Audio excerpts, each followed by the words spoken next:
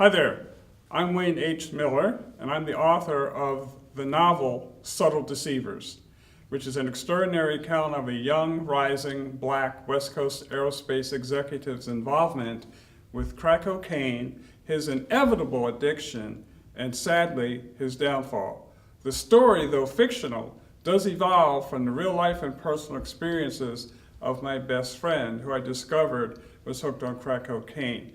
Now, I'll share more information about my novel Subtle Deceivers in a future video. For right now, the subject matter at hand for me is black on black crime. Now, I know what you're thinking. You're thinking about blacks involved in drive-by shootings or knifings or whatever. Well, I'm not talking about that kind of black on black crime. The black on black crime that I'm talking about is far more insidious. My definition of black on black crime is when a group of highly educated and university trained people, and these are black people, have bought into the great society lie, which is black kids cannot learn new ideas and new concepts. I'll explain. I was a guest speaker at a youth group a while back. I introduced the children, they were teenagers, maybe mid-teens to late teens. What I taught them was things that I learned from Dr. Stephen Covey, who wrote the 7 Habits of Highly Effective People. The subject I covered were accountability, responsibility, choice, consequences, paradigms, and paradigm shifts. Now, whenever I talk about paradigms and paradigm shifts to children, I always use a story titled The Eagles Who Thought That They Were Chickens, created by a good friend of mine, an author, Michael Wynn. In that story, he details when there was a paradigm shift with the eagles. Again, these are eagles who thought that they were chickens. So when they finally acknowledged that they were not chickens, that they were eagles, that was when the paradigm shift occurred. And I always have fun witnessing the children's expressions on their face when they finally realize the difference between when the paradigm first was established and then when there was a paradigm shift. Again, always have fun with that.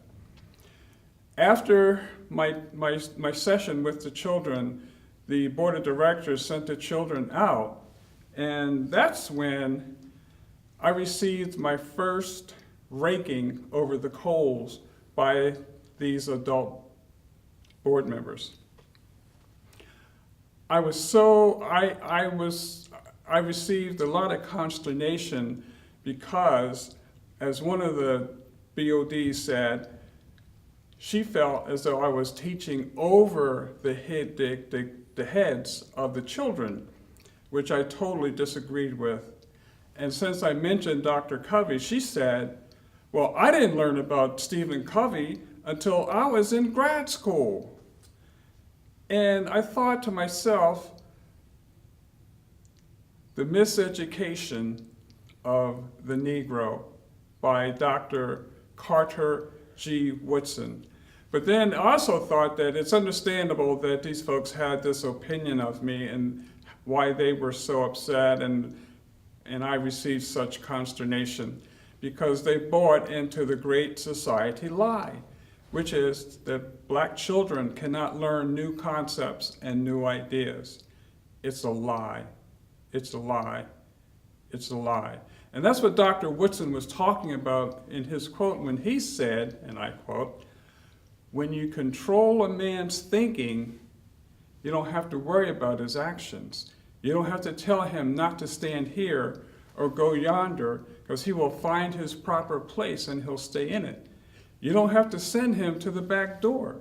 He'll go without being told. And if there is no back door, he'll cut one for his own special benefit. His education makes it necessary. It doesn't matter who is in power or who has control.